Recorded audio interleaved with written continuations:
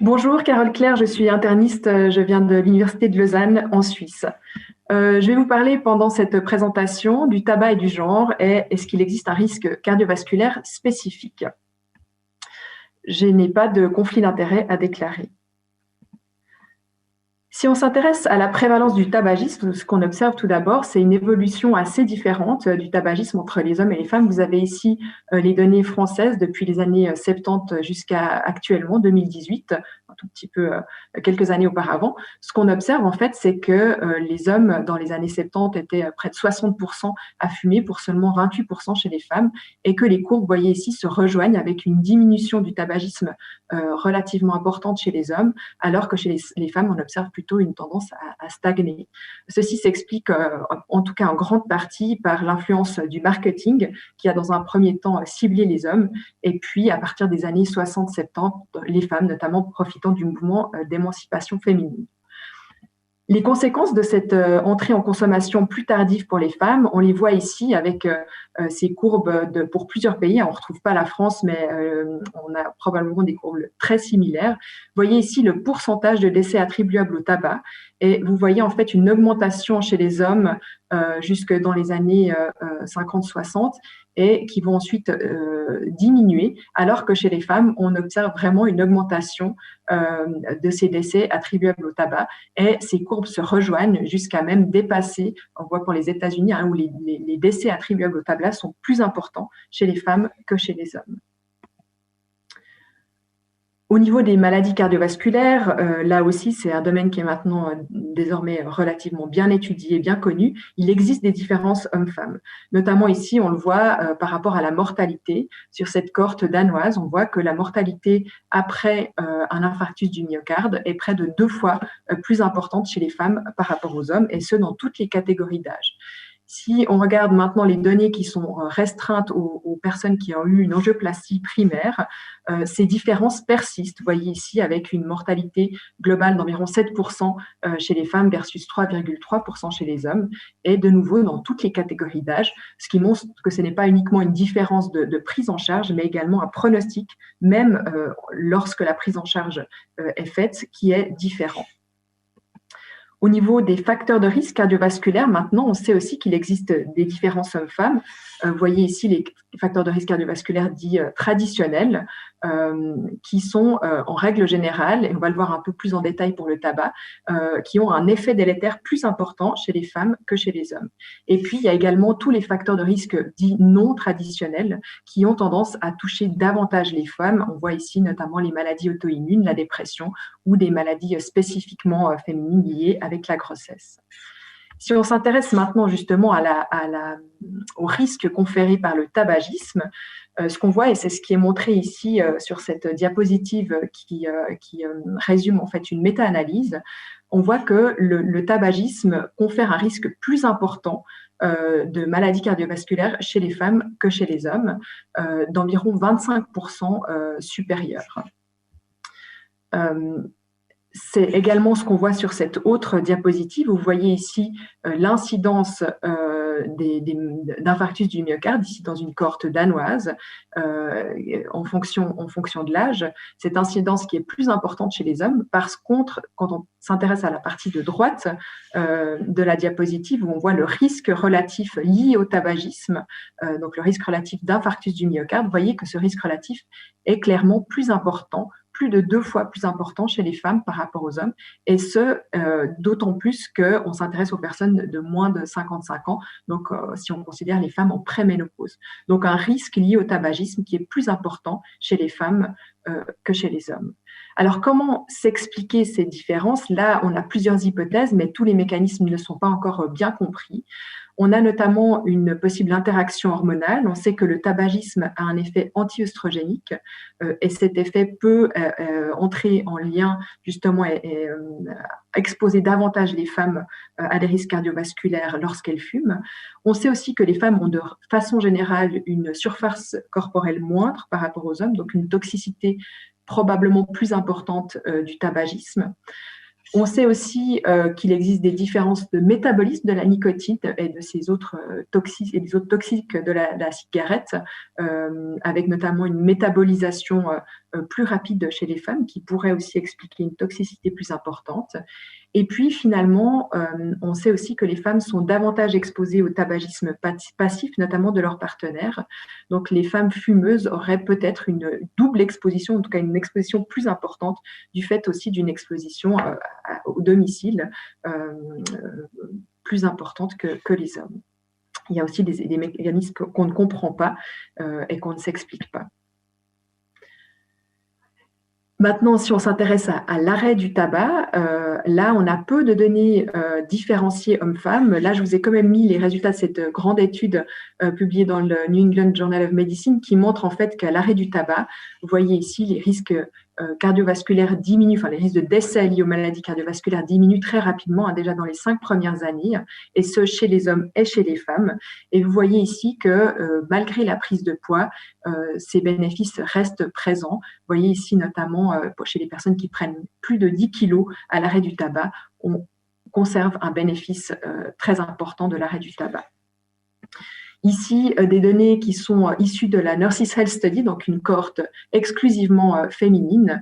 Et vous voyez en fait que ne pas fumer est le facteur protecteur le plus important par rapport aux maladies cardiovasculaires, donc plus important que le contrôle du BMI, l'alimentation, l'activité physique. Donc là aussi, peu d'études comparatives sur les bénéfices de l'arrêt du tabac, mais par contre des études relativement, très convaincantes chez les cohortes de femmes qui montrent que le tabac, et en tout cas l'arrêt du tabac, apporte un bénéfice important. Donc, en conclusion, n'oublions pas les femmes. Les femmes fument autant que les hommes, presque autant que les hommes, en tout cas dans les pays à moyen et haut revenu. Les femmes ont un risque, lorsqu'elles fument, ont un risque cardiovasculaire et de décès cardiovasculaire plus important que les hommes, donc elles ont une susceptibilité plus importante. L'arrêt du tabac améliore l'espérance de vie chez les hommes et chez les femmes, et ce malgré une éventuelle prise de poids. Et les femmes devraient donc arrêter de fumer pour diminuer leur risque cardiovasculaire et peut-être vivre quelques années de plus et plus jeunes. Voilà, petit clin d'œil par rapport au vieillissement aussi précoce lié au tabagisme chez les femmes et chez les hommes. Voilà, je vous remercie pour votre attention et je suis à disposition pour d'éventuelles questions. Merci beaucoup. Arrêter de fumer, souvent pour les fumeurs, est considéré comme très difficile. Et d'ailleurs, c'est une opinion qu'ils partagent volontiers avec leurs médecins, qui eux-mêmes pensent que c'est difficile. Mais cette difficulté, elle est souvent liée à des idées reçues, qui sont autant de freins au sevrage. Et nous allons les voir ensemble. Voici mes liens d'intérêt. Alors, la première idée reçue, c'est que de penser qu'arrêter de fumer, c'est seulement une question de volonté. Alors, bien sûr, il faut vouloir, mais pas seulement. Hein, en fait, ce dont ont plus besoin les fumeurs en général, c'est de la motivation plus que de la volonté. Pourquoi? Tout simplement parce que le tabagisme crée une grande dépendance. Le tabac est une drogue dure. Et donc, ce qu'il va falloir, c'est une motivation. Cette motivation, il faut que les médecins la travaillent avec le fumeur, et en particulier en essayant de mettre plutôt en balance les bénéfices immédiats perceptibles par le fumeur d'arrêter de fumer plutôt que les risques de continuer à fumer, de rester fumeur. Et puis, cette dépendance étant très importante, il faut utiliser largement les outils qui sont validés en aide de sevrage tabagique, en l'occurrence la substitution nicotinique, la varénicline et le bupropion. Deuxième idée reçue, c'est que ne fumer que quelques cigarettes, c'est pas grave, c'est peut-être pas si dangereux que ça. En réalité, il n'y a pas de niveau en dessous duquel il n'y ait pas de risque lié au tabagisme, et en particulier sur le plan cardiovasculaire. On voit sur ce graphique qu'il n'y a pas de relation linéaire entre le risque et l'exposition, puisque même le tabagisme passif donne un risque significatif. Et une étude a même démontré que fumer en moyenne une cigarette par jour donnait un risque d'infarctus du myocarde et d'accident vasculaire cérébral qui est à peu près la moitié de celui d'un fumeur qui fume 20 cigarettes par jour. Ce qui veut dire également qu'il ne suffit pas de réduire sa consommation pour contrôler les risques, mais il faut totalement arrêter. Troisième idée fausse, c'est de passer des cigarettes aux cigares aux cigarillos en pensant que c'est moins dangereux. Interart nous avait bien montré que le risque d'infarctus du myocarde en particulier est multiplié par 3 qu'on consomme des cigarettes avec ou sans filtre, des pipes, des cigares, la chicha. Et une étude même plus récente qui montre que l'utilisation exclusive de ces différents types de consommation, cigares, pipes ou cigarettes, confère un risque significatif équivalent de décès. Autre idée fausse, c'est de dire, en fait, je fume depuis beaucoup trop longtemps, ça ne servira plus à rien d'arrêter. C'est inexact, parce que des études montrent qu'arrêter au-delà de 60 ans et même au-delà de 80 ans diminue de l'ordre de 25% le risque de décès, et en particulier le risque de décès cardiovasculaire. Donc, il n'est jamais trop tard pour arrêter. Alors, une autre idée reçue qu'on voit souvent chez les jeunes, c'est « je fume, mais je fais du sport et j'élimine ainsi donc les risques liés au tabac ». Faux. Faux parce que le monoxyde de carbone, dont on sait que l'affinité à l'hémoglobine est 200 fois plus importante que celle de l'oxygène, eh bien, va être toxique autant chez un sportif que chez un non-sportif, d'une part. Et d'autre part, chez ce sportif, le monoxyde de carbone va diminuer le confort, la performance et la compétitivité de son sport. Donc, rappelons que dans les 10 règles d'or du sportif, il y a « je ne fume pas ». Autre idée fausse, fumer m'aide à gérer mon stress, à gérer mon anxiété, à gérer ma dépression. En fait, ce qu'il faut savoir, c'est qu'il y a eu un changement total de paradigme à ce sujet. Car si une cigarette semble diminuer momentanément le stress, l'anxiété et la dépression à chaque cigarette fumée, en fait, c'est un cercle vicieux. C'est un cercle vicieux qui fait que ça va entretenir ces différents symptômes. Et cette méta-analyse en particulier montre qu'à terme, au bout de quelques semaines, quelques mois, tous ces symptômes sont améliorés, que ce soit l'anxiété, la dépression ou le stress. Et même dans cette méta-analyse, on montre que l'effet du sevrage tabagique peut être au moins équivalent, voire supérieur à celui de traitement des troubles de l'humeur. Autre idée reçue, c'est que arrêter de fumer fait toujours prendre beaucoup de poids. Lorsqu'on en arrête de fumer, on prend en moyenne 4,5 kg au terme d'un an. Mais en fait, ce n'est pas automatique. Et s'il y en a 13% qui vont prendre plus de 10 kg, certes, il y en a 16% qui perdent du poids. Donc, il ne faut pas ignorer cette idée reçue qui est très importante et qu'il faut discuter avec les fumeurs. Il faut mettre en œuvre les mesures hygiéno-diététiques, même si elles sont des limites, concernant l'activité physique ou les apports alimentaires. Et puis, on peut également, dans ce contexte, céder des aides médicamenteuses au sevrage tabagique qui diminuent la prise de poids, au moins pendant la durée du traitement. Une autre idée également chez nos patients coronariens, c'est qu'étant coronariens, ils ne peuvent pas utiliser la substitution nicotinique. C'est faux. Et les autorités de santé nous disent depuis longtemps que les substituts nicotiniques sont bien tolérés chez les patients coronariens. Ils sont recommandés chez les patients coronariens et ils sont même prescrits possiblement au décours immédiat d'un infarctus du myocarde. Enfin, dernière idée reçue auquel il faut tordre le cou, c'est que d'arrêter de fumer, ça revient cher. Eh bien, ce n'est plus vrai. Ce n'est plus vrai parce que la substitution nicotinique et la varénicline sont actuellement remboursées à 65% par l'assurance maladie et même 100% pour les mutuelles. Et puis, il faut mettre en avant également les perspectives d'économie très importantes si l'on considère qu'un fumeur de 20 cigarettes par jour dépense par an 3 650 €.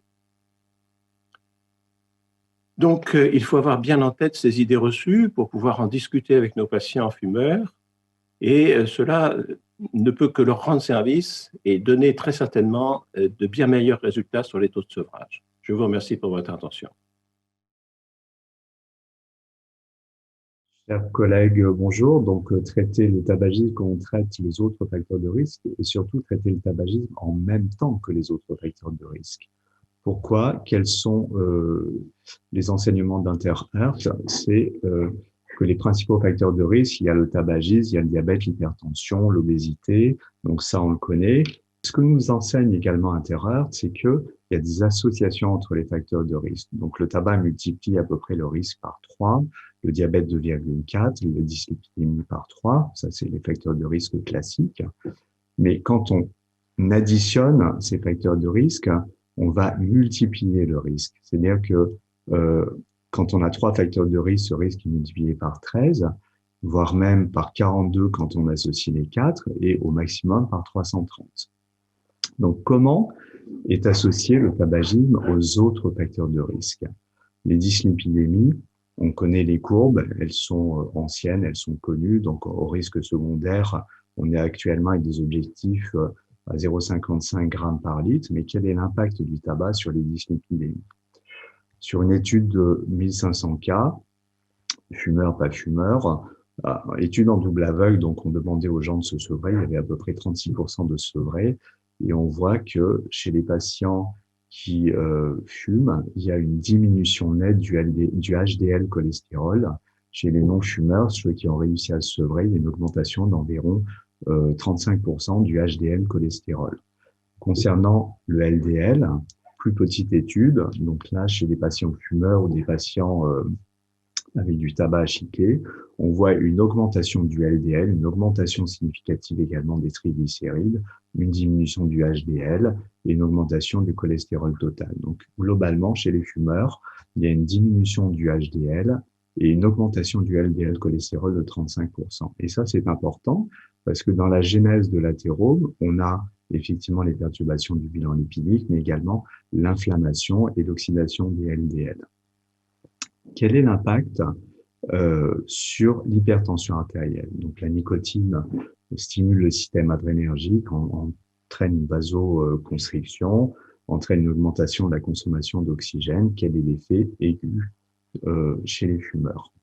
Donc, en haut à gauche, vous voyez fumeurs, non-fumeurs, et sur le tableau à droite, hypertendu, non hypertendu. Et chez ces deux populations, le fait de fumer entraîne une augmentation aiguë de la tension artérielle, entraîne également une augmentation aiguë de la fréquence cardiaque.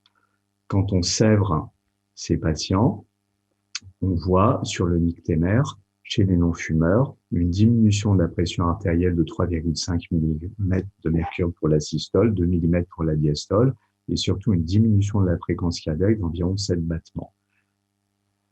Comment ça se traduit sur le plan de la mortalité? On a ici deux populations, moins de 55 ans, plus 55 ans. À gauche, les moins de 55 ans. Donc, on voit que le fait d'être non hypertendu ou avec un facteur de risque, finalement, le risque est à peu près similaire et ce risque est essentiellement représenté par le tabac et par l'hypercholestérolémie. Sur le schéma en bas à droite, les patients hypertendus de plus de 55 ans, on voit que c'est essentiellement l'hypertension qui représente le risque maximum. Concernant le diabète, le fait de fumer à lui seul entraîne une augmentation des besoins en insuline, une toxicité sur les cellules bêta-pancréatiques et une résistance à l'insuline. Donc le tabagisme à lui-même est facteur d'apparition du diabète. Et en bas à droite, vous voyez, la ligne bleue tout en bas sont les non-fumeurs. Le fait d'être ancien fumeur majore ce risque. Le fait de fumer un peu le major et le fait de fumer encore plus le major. Donc, il y a un effet proportionnel du tabagisme, il y a un effet rémanent du tabagisme sur l'apparition du diabète. Quand on voit les patients hypertendus diabétiques, le fait de fumer augmente bien entendu le risque de coronaropathie, augmente le risque de cardiopathie ischémique, mais il n'y a pas de surmortalité concernant le diabète. C'est-à-dire que le fait de fumer et d'être diabétique en même temps n'augmente pas le risque du diabète ou le fait de fumer indépendamment les uns des autres, contrairement au cholestérol. De quoi meurent les patients diabétiques? Sur cette étude de l'European Journal qui date de 2018, on voit que le principal facteur de risque, finalement, c'est l'hémoglobine glyquée, le déséquilibre du diabète. Mais ces études ont été faites avant l'apparition des analogues du GLP-1 ou des inhibiteurs de SGLT2. Et donc, maintenant, on peut peut-être diminuer un peu cet impact en utilisant les molécules appropriées. Mais on voit surtout que les facteurs de risque classiques demeurent, c'est-à-dire l'hypertension, tabac, dyslipidémie et la dysfonction rénale. Quand un diabétique est équilibré néanmoins, on voit que, et qu'il n'a pas d'autres facteurs de risque, on voit le carré bleu que ces patients ont un risque inférieur à ceux des sujets témoins. Alors que dès qu'on commence à avoir un ou plusieurs facteurs de risque, la mortalité dérape. Sur le schéma à droite, on voit les objectifs. Donc, pour l'hémoglobine glyquée, c'est 5%. Pour le LDL cholestérol, c'est 1 gramme. Et pour la tension artérielle, 140 mm de mercure. Et bien sûr, chez ces patients diabétiques, pas de tabac qui surajoute. Donc, globalement, en prévention secondaire, le principal facteur de risque, c'est la poursuite du tabagisme. On voit ici que le fait de fumer multiplié par 2,7 le risque de récidive, alors que ce risque est beaucoup moins important pour le diabète, pour l'hypercholestérolémie ou pour l'hypertension artérielle. Que retenir de cette présentation? C'est que concernant le tabac, il n'y a pas d'effet seuil. L'objectif, c'est 0 cigarette, qui a une interaction complète avec les autres facteurs de risque, qui a une forte toxicité accrue avec les dyslipidémies, avec l'hypertension, avec le diabète et les autres facteurs de risque. Donc, le sevrage du tabac est essentiel en prévention primaire et surtout également en prévention secondaire. Je vous remercie de votre attention. Bonjour, je suis Yvan Berlin, département de pharmacologie à la Pitié-Salpêtrière. Et je vais vous résumer en quelques diapositives les connaissances actuelles sur le vapotage. Est-ce que c'est un outil de sevrage tabagique? Voici mes liens d'intérêt.